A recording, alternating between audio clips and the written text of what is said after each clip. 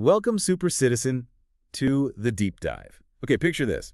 You're out there, deep in the galactic war, fighting for managed democracy, right? Pushing back aliens. Standard stuff for a Helldiver. Exactly. But what if the fight isn't just on the planet anymore? What if it goes down, like deep underground? Yeah, burrowing into the planet's core, creating this whole new subterranean front. It's more than just things getting tougher, isn't it? It feels like a whole new kind of war. It absolutely is. It changes the battlefield itself, you know? Makes you rethink everything about how you approach liberation. Totally.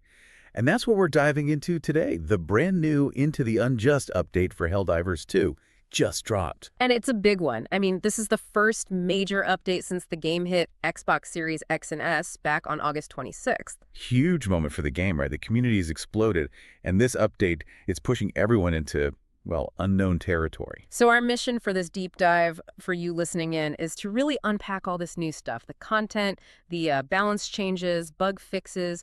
Yeah, we need to figure out what these new challenges look like and what it all means for the Helldivers universe and for you guys fighting out there. Okay, let's get into it. First stop. This new frontier of hive worlds and missions.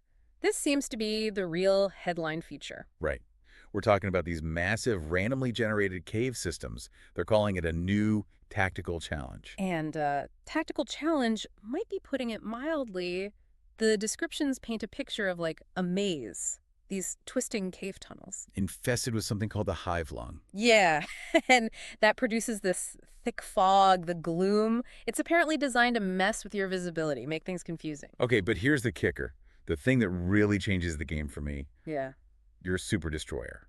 It can't give you full support down there. Whoa, seriously? Yeah. So, forget calling in those big orbital strikes whenever you want. It's basically going to be you and your squad, alone against, well, whatever horrors are down there. That's a massive tactical shift, like right off the bat. You'll need to lean much heavier on your actual weapons, maybe defensive stuff like shield generators, supply packs. Close quarters combat gear, definitely. Self-sufficiency is suddenly key. For sure. Now, the surface of these hive worlds still has dangers, acid lakes, those nasty bug spires, but the caves have their own things going on. Like holes in the roof, so maybe some stratagems can get through. He seems like it. And destructible walls, too, potentially opening up new routes. But the single most important piece of advice from the devs... Let me guess. Bring a flashlight. You got it. Tells you everything you need to know about how dark and, frankly, claustrophobic it's going to be. Oh, man, I can already feel the tension.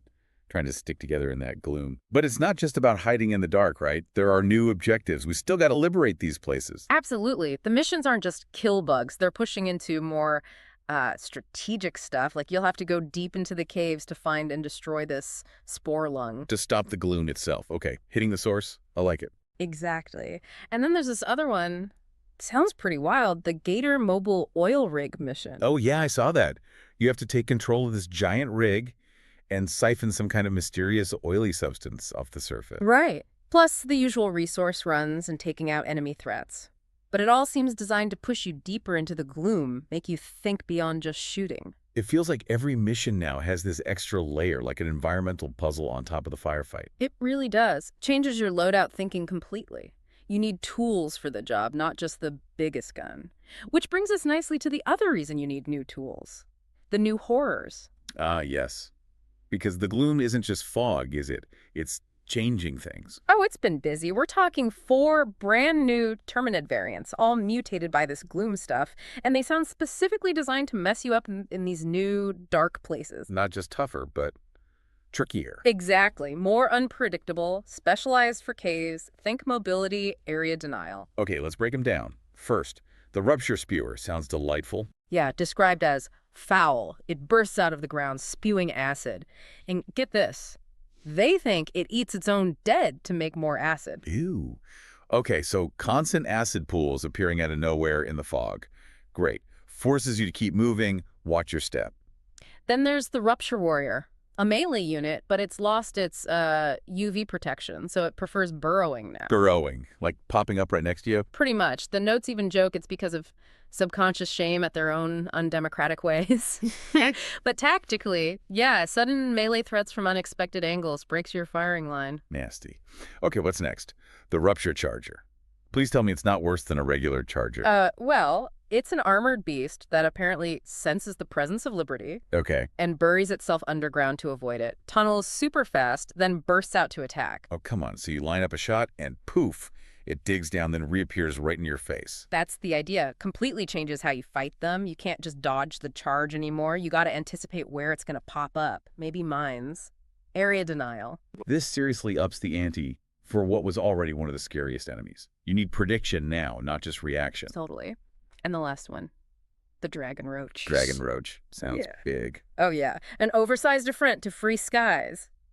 It circles overhead, then swoops down, spitting air combustible acid. So a flying acid spitter, great. Like a flying bile titan almost. Comparisons range from Batra from Godzilla to, a flying bio-titan, a real menace from above. The advice is to shoot its wings to ground it. But then you just have a giant, angry, grounded dragon roach to deal with. Exactly. So you put it all together, burrowing enemies, flying acid spitters, ground-bursting spewers, all in these dark, foggy caves with limited backup. It forces a total rethink. Weapons, stratagems, team roles, everything. Which, speaking of stratagems, leads us perfectly into the next bit.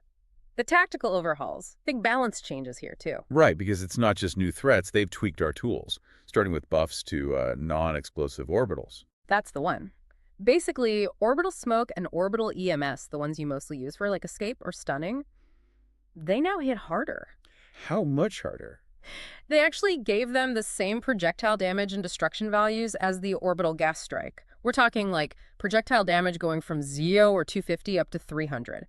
Armor penetration up too. Whoa. So what does that mean for us playing? It means these things you maybe ignored before. They're way more versatile now. That orbital smoke, it might actually damage a Hulk now, or even take out a bot fabricator. No way. So smoke isn't just smoke anymore. It's like damaging smoke. Pretty much. It turns them into these hybrid offense-defense tools, opens up a lot more options for your loadout, encourages you to try stuff you might have skipped. Okay, that's actually huge. Yeah. What else? Something about stun explosions. Yeah, they tweaked how stuns work across the board. Orbital EMS, mortar EMS, stun grenades, the urchin mine, even the stun hellpod. What's the change? The big thing is they still stun and stagger enemies, Yeah. but they won't ragdoll you or your teammates anymore if you get caught in the blast. Oh, think liberty. Finally.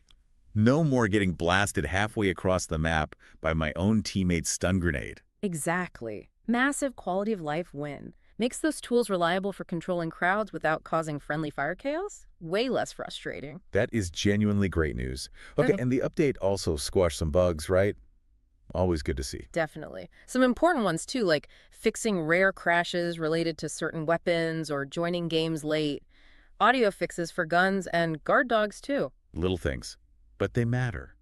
And those Hellpod guidance issues getting fixed is nice for precision strikes. And some funny ones got patched out, too. Remember the motivational shocks booster?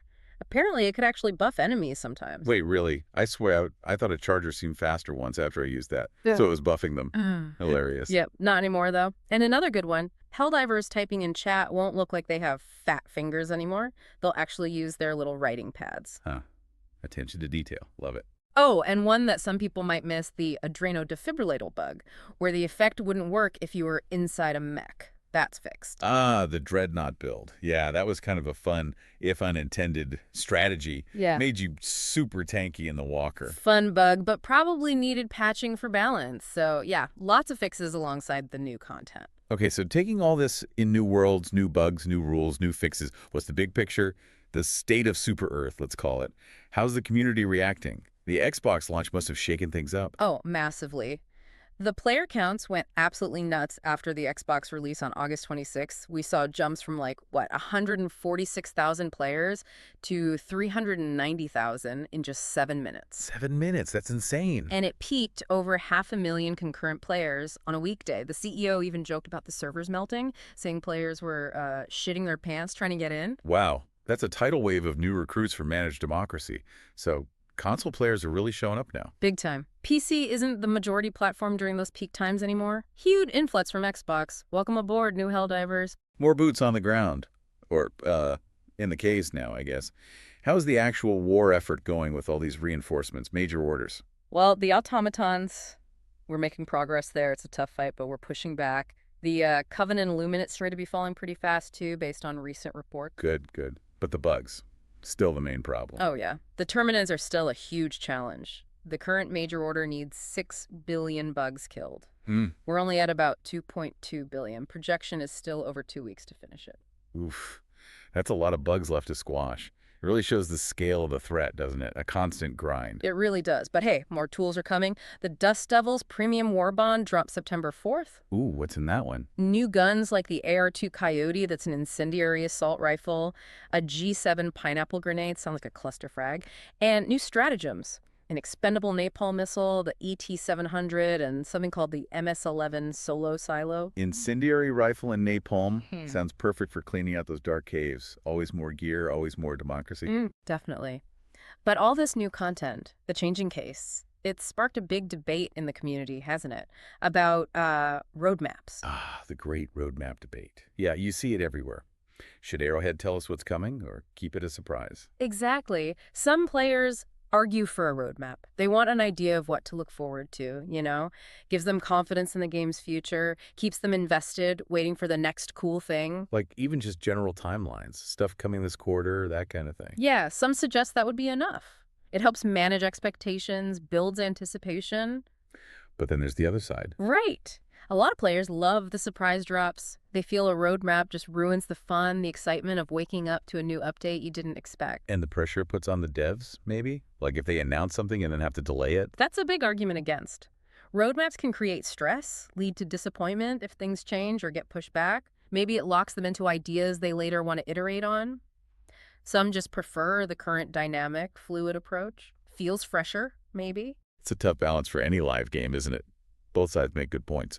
But speaking of ongoing discussions, there are still some persistent concerns, right? Performance issues. Yeah, that's definitely still a thing people are talking about. Freezes, stuttering, the game being really heavy on the CPU, especially on PC. And the install size difference is wild, isn't it? Like 141 gigs on PC versus, what, under 40 on PS5 and even less on Xbox? It's huge. 141 GB compared to 39 GB on PS5 and 23 GB on Xbox. That massive difference really highlights potential optimization issues on PC and is a big source of frustration.